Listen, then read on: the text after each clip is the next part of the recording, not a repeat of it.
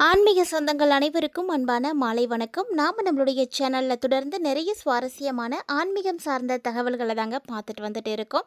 அந்த வரிசையில் இந்த பதிவில் என்ன பார்க்க போகிறோம் அப்படின்னா, கடகராசி அன்பர்களுக்கு டிசம்பர் 19ஆம் தேதி அன்னைக்கு நிகழக்கூடிய அமாவாசையிலிருந்து ஏற்படக்கூடிய மாற்றங்கள் எப்படி இருக்க போகுது, என்னென்ன விஷயங்கள் உங்களுக்கு அடுத்தடுத்து நிகழப்போகுது, என்ன மாதிரியான பலன்கள் எல்லாம் நீங்கள் பார்க்க போகிறீங்க, எந்தெந்த விஷயத்தில் கவனமாக இருக்கணும் அப்படின்றத மாதிரி நிறைய விஷயங்களோட தான் இந்த பதிவானது இருக்க போகுது. ஸோ வீடியோவை எங்கேயுமே நீங்கள் ஸ்கிப் பண்ணாமல் தொடர்ச்சியாக பார்த்தீங்க அப்படின்னா உங்களுக்கு ரொம்பவே பயனளிக்கக்கூடிய வகையில் இருக்கும். ஒரு தனி மனிதனுடைய வாழ்க்கையில் ஏற்படக்கூடிய இன்ப துன்பங்கள் எல்லாத்துக்குமே அடிப்படை காரணம் அப்படின்னு பார்த்தீங்கன்னா அவங்களுக்கு ஏற்படக்கூடிய கிரக மாற்றங்கள் தான். ஸோ ஜனனகால ஜாதகம் அப்படின்னு ஒன்று அவங்க வச்சுருக்காங்கன்னா அதனுடைய அடிப்படையில் இந்த கிரகநிலைகள் எந்த இடத்துல இருக்காங்க, என்ன மாதிரியான பலன்களை கொடுக்க போகிறாங்க அப்படின்றத தெரிஞ்சுக்க முடியும். இதிலே ஒரு சிலருக்கு பார்த்தீங்கன்னா ஜனனகால ஜாதகம் அப்படின்றது இல்லாமல் இருந்திருக்கும். அதை நினைத்தெல்லாம் இனிமேட்டுக்கு யாருமே கவலைப்படவே தேவையில்லைங்க. ஏன்னா நம்மளுடைய ஸ்க்ரீனில் ப்ளே ஆகிட்டு இருக்கக்கூடிய இந்த வாட்ஸ்அப் நம்பரை நீங்கள் நோட் பண்ணிக்கோங்க. அவங்க கேட்டிருக்கக்கூடிய டீட்டெயில்ஸ் எல்லாத்தையும் நீங்கள் கொடுத்தீங்க அப்படின்னா உங்களுக்கான பலன்களை உங்களுக்கு தெளிவாக பார்த்து சொல்லிடுவாங்க. ஸோ இதன் மூலமாக உங்களுடைய வாழ்க்கையில் அடுத்து நிகழக்கூடிய விஷயங்களை நீங்கள் தெரிஞ்சுக்க முடியும். மறக்காமல் ட்ரை பண்ணி பாருங்கள். இப்போ வாங்க கடகராசி என்பர்களுக்கு என்னென்ன மாற்றங்கள் நிகழ போகுது அப்படின்றத பார்க்கலாம். டிசம்பர் 19 வெள்ளிக்கிழமை அன்னைக்கு உருவாகக்கூடிய அமாவாசை. பொதுவாக அமாவாசை அப்படின்றது மாதம் வரக்கூடியது தான். 15 நாட்களுக்கு ஒரு முறை அமாவாசையும் பௌர்ணமி திதியும் வருவதுண்டு. இந்த அமாவாசை திதி வரும்போது எல்லாமே கண்டிப்பாக கிரகநிலைகளுடைய மாற்றங்களும் இருக்கும். அமாவாசை அப்படின்னாலே முன்னோர்களுடைய வழிபாடு தாங்க. கண்டிப்பாக தாய் தந்தையரை இழந்திருக்கக்கூடியவங்க உங்களுடைய கடமைகளை நீங்கள் சரியாக செய்தே ஆகணும். ஸோ இது பார்த்தீங்கன்னா உங்களை மட்டும் கிடையாது, உங்களுடைய தலைமுறையினரையும் சிறப்பாக வாழ வைக்கும். அந்த ஒரு நம்பிக்கையோட அதில் கவனம் செலுத்தி இந்த ஒரு விஷயத்தை நீங்கள் செய்கிறது ரொம்ப நல்லது. கண்டிப்பாக எல்லாருமே அமாவாசையில் வழிபாடு செய்யுங்க. தாய் தந்தையருக்கு தர்ப்பணம் செய்ய இயலாத வகையில் இருக்கக்கூடியவங்க எல்லாருமே நீங்கள் கவலைப்பட வேண்டாம். குலதெய்வத்தை போய் வழிபாடு செய்யுங்க. ஸோ இது ரெண்டுமே செய்ய முடியாத சூழ்நிலையில் இருக்கக்கூடியவங்க எல்லாருமே உங்களுடைய கையில் இருக்கக்கூடிய பணத்தை வைத்து இயலாதவர்களுக்கு தான தர்மங்கள் செய்யுங்க. கண்டிப்பாக அன்றைக்கி உணவு தானம் வாங்கி கொடுக்கறது ரொம்ப நல்லது. உங்களால் யாராவது ஒருவருடைய பசியாவது ஆற்ற முடியும் அப்படின்னா கூட அது நல்லது தான். கண்டிப்பாக அதெல்லாம் நீங்கள் செய்யுங்க. நீங்கள் செய்ய செய்ய உங்களுடைய கர்மாக்கள் எல்லாமே அழிக்கப்படும். உங்களுக்கு நல்ல ஒரு பலன் கிடைக்கும். நீங்கள் மட்டும் இல்லைங்க, உங்களுடைய தலைமுறையினரே சிறப்பாக வாழலாம். ஸோ நம்முடைய வாழ்க்கையில் நம்ம சொத்துக்கள் சேர்க்காவிட்டாலுமே கூட நம்முடைய தலைமுறையினருக்கு பாவங்களை சேர்த்து வைக்கக்கூடாது. அதுலேயும் மிகப்பெரியதாக இருக்கக்கூடியது இந்த பித்ருதோஷம். பித்ருதோஷத்தை மட்டும் கண்டிப்பாக விட்டுட்டு போகாதீங்க. அது எந்த தலைமுறையினரையும் சிறப்பாக வாழ வைக்காது. அவங்க படாத கஷ்டங்கள் எல்லாம் படுற மாதிரி இருக்கும். ஒருவேளை ஜாதகத்தில் கிரக அமைப்புகள் நல்லா இருக்குது, உங்களுக்கு நல்ல தசாபுத்திகள் இருக்குது அப்படின்னா நீங்கள் அதை அனுபவிக்க தவறுனாலுமே கூட உங்களுடைய தலைமுறையினர் பாதிப்படைவாங்க. அதனால தான் எந்த ஒரு பாவத்தையும் தெரிந்தோ தெரியாமலோ செய்யக்கூடாது அப்படின்னு சொல்கிறது. ஸோ இப்போ வாங்க நம்ம கடகராசி நண்பர்களுக்கு எப்படி இருக்குது அப்படின்றத பார்த்துடலாம். இந்த அமாவாசை பார்த்திங்கன்னா வெள்ளிக்கிழமை ஸ்டார்ட் ஆகி சனிக்கிழமை வரைக்கும் இருக்குது. முறைப்படி தர்ப்பணங்கள் செய்யக்கூடியவங்க எல்லாருமே வெள்ளிக்கிழமையில தான் செய்யணும். ஏன்னா சூரிய உதயம் முழுமையாக இருக்கக்கூடிய அந்த நாளில் தான் அமாவாசை வழிபாடுகள் செய்யணும்.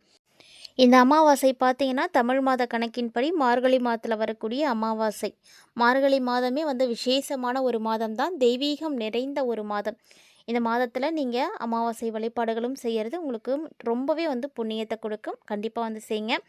இப்போ நம்ம கடகராசி நண்பர்களுக்கு எப்படி இருக்குது அப்படின்றத பார்த்துடலாம். கடகராசி நேர்களை பொறுத்த வரைக்கும் அஷ்டமத்தில் சனி பகவான் பலம் பெற்று இருக்கிறாரு. ஸோ இந்த காலகட்டங்களில் ஜென்மத்தில் உங்களுக்கு குரு பகவானும் வக்ர இயக்கத்தில் வேறு இருக்கிறாரு. ஸோ எப்படி இருக்கும் அப்படின்னா இந்த மாதம் உங்களுக்கு கொஞ்சம் சோதனைகளும் இருக்கத்தான் செய்யும். ஏன்னா சனி பகவான் அஷ்டமத்தில் இருக்கிறாரு, குரு பார்த்திங்கன்னா உங்களுக்கு ஜென்மத்தில் இருக்கிறாரு. அப்படிங்கும் பொழுது சின்ன சின்ன தொல்லைகள், சிரமங்கள், சிக்கல்கள் இதெல்லாம் இருக்கும். பக்கபலமாக உங்களுக்கு இருப்பாங்க அப்படின்னு நினச்சி கூட நீங்கள் யாரை நம்பியும் எந்த ஒரு விஷயத்தையும் செய்ய முடியாது. அந்த அளவுக்கு உங்களுக்கு நம்பிக்கை இல்லாமல் இருக்கும். உங்கள் கூடயே இருக்கக்கூடியவங்களை கூட நம்ப முடியாத ஒரு சூழ்நிலைக்கு இப்போ நீங்கள் தள்ளப்பட்டிருப்பீங்க. அந்த மாதிரியான நிலை. பல பணிகள் பார்த்தீங்கன்னா உங்களுக்கு பாதியிலே தான் நின்றுட்டுருக்கும். ஸோ எதுவுமே முழுமை அடைஞ்சிருக்காது.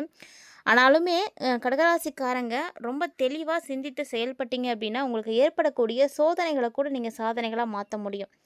அதை எப்படி மாற்றலாம் அப்படிங்கிறதுக்கான வழிமுறைகளை எல்லாம் நீங்கள் யோசிக்கணும். அந்த முறைகளை நீங்கள் சரியாக பண்ணிட்டீங்க அப்படின்னா போதும், கண்டிப்பாக உங்களுக்கு நல்லது நடக்கும். மேலும் இந்த காலகட்டங்களில் சனி பகவான் மீது கவனத்தை செலுத்த வேண்டிய ஒரு நேரம். சனி பகவான்கிட்ட போய் உங்களுடைய பாவங்களுக்கான மன்னிப்புகளை வந்து நீங்கள் வாங்க வேண்டிய நேரம். அஷ்டமத்து சனி பகவான் நிவர்த்தி ஆகும் பொழுது உங்களுக்கு பல பிரச்சனைகளை கொடுக்கத்தான் செய்வார். இருந்தாலும் கவலைப்படாமல் வந்து வழிபாடு செய்யுங்க. அதே போல் மிதுன ராசியில் குரு பகவான் வக்ரத்தில் வந்து இயக்குறாரு. ஸோ வக்ர இயக்கத்தில் இவர் இருக்கக்கூடியவர் பார்த்தீங்கன்னா உங்கள் ராசியை பொறுத்த மட்டும் 6, 9 ஆகிய இடங்களுக்கு அதிபதியானவர் தான் குரு.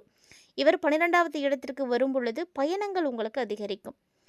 பயணங்கள் போக போக உங்களுக்கு பல வழிகளில் இருந்து விரயங்களும் வந்து சேரும். ஸோ இந்த விரயங்களை நீங்கள் கட்டுப்படுத்தியாகணும். இடமாற்றம் அப்படிங்கிறது உங்களுக்கு திடீர்னு வந்து போகும்.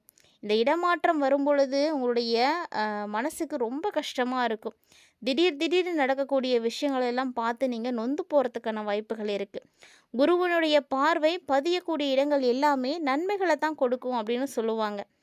குருவினுடைய பார்வை இப்போ உங்களுக்கு பதியக்கூடிய இடங்களில் நன்மைகள் கண்டிப்பாக இருக்குது. அதாவது கடகராசிக்காரங்களுக்கு தாய்வழியினுடைய ஆதரவு கிடைக்கும். உதாரணத்துக்கு ஒரு வீட்டில் 2, 3 குழந்தைங்க இருக்காங்க அப்படின்னா அதிகமாக பார்த்தீங்கன்னா ஒரு சிலர் மேலே வந்து பாசம் வைக்க முடியாது. நம்மள மேலே வந்து அன்பு காட்ட மாட்டேங்கிறாங்க, நம்மளுடைய அக்கா மேலே தான் அன்பு காட்டுறாங்க அப்படின்ற மாதிரி குழந்தைகளுக்கு அந்த எண்ணங்கள் வந்து தோன்றும். அந்த ஒரு சூழ்நிலையில் இப்போ பார்த்தீங்கன்னா அவங்க மேலே மட்டும்தான் அன்பு காட்டுறாங்க அப்படின்ற நிலை மாறி இப்போ பெற்றோர் உங்கள் மீதும் அன்பு காட்டுவாங்க. இடம், பூமி இதில் உங்களுக்கு என்ன பிரச்சனைகள் ஏற்பட்டதோ அது எல்லாமே இப்போ நல்ல முடிவுக்கு வந்துடும். கண்டிப்பாக பத்திரப்பதிவில் நீங்கள் பிரச்சனைகளை பார்த்துட்ருக்கீங்க அப்படின்னா கூட அந்த தடை கூட இப்போ விலகும். உத்தியோகத்தை பொறுத்த வரைக்கும் உங்களுக்கு தொல்லை கொடுத்துட்டு வந்துட்டு இருந்த மேலதிகாரிகள் இடமாற்றம் அடைவாங்க.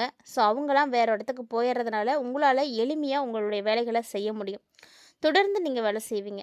நீங்கள் எதிர்பாராத நேரத்தில் உங்களுக்கு சலுகைகள் வந்து கிடைக்கும். வீடு கட்டக்கூடிய முயற்சிகளில் கடகராசி என்பர்களை இப்போ நீங்கள் இறங்குனீங்க அப்படின்னா கண்டிப்பாக நீங்களும் வீடு கட்ட முடியும். வீடு கட்டி காட்டக்கூடிய ஒரு நேரம்.